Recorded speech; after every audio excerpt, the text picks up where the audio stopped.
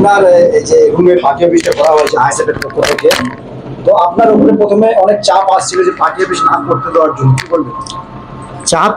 চাপ আসছিল বলতে 2021 সালে যখন দল গঠন করে আব্বাস সিদ্দিকী ভাইজান, তখন থেকে মানে আমার এই অফিসটা মানে আমার এখানে এটা কারখানা ছিল। যেহেতু আমরা খেটে খাই হচ্ছে কারে শাসক দলের পক্ষে না, যে খেটে খাওয়া মানুষদের পক্ষে শাসক দল নয়। শাসক দল হচ্ছে কারে নেতা নেত্রী ভাইপো ভাইজি বা হচ্ছে কারে বড় লোকেদের জন্য। শাসক দল গরিব লোকেদের জন্য না। কারণ আমরা যে খেটে খাচ্ছি আমাদের জন্য না। এই যে দিদি 5,000 টাকা করে প্রলোভন দেখাচ্ছে, এটা আমাদের জন্য না, এটা হচ্ছে কারে শাসক দলের নেতা নেত্রীদের ভাইপো ভাইজিদের জন্য। আমি বলছি আপনার পার্টি অফিসটা করতে গিয়ে আপনার উপরে অনেক ঝড় এসেছিল, তারপরে আপনি কি হিসাবে পার্টি অফিসটা দিলেন আইএসএফ?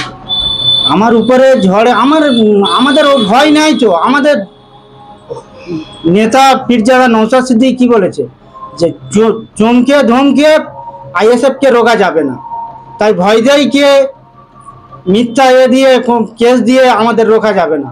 সেই সাহসটা আমার প্রতি আছে বলে আমি আইএসএফ কে ভর দিয়েছি পার্টি অফিস করার জন্য।